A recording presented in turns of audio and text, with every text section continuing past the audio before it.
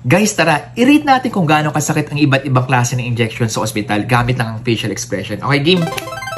IM injection. Ito yung turok sa muscle, kadalasan sa braso.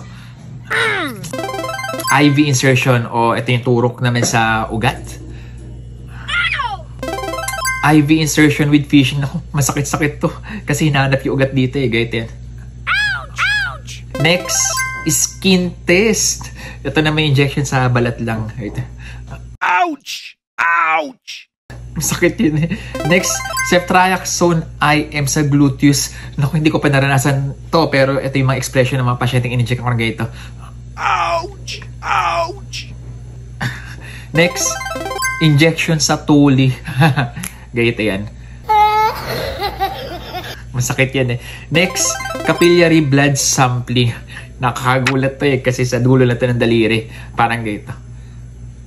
Ouch! Next naman is bone marrow extraction. Naku, usually sa ano to, sa iliac crest. Sobrang sakit na to. Parang ganito. Guys, kung meron pa kayo alam na mas masakit sa na injection sa hospital, pa-comment naman sa baba. Thank you.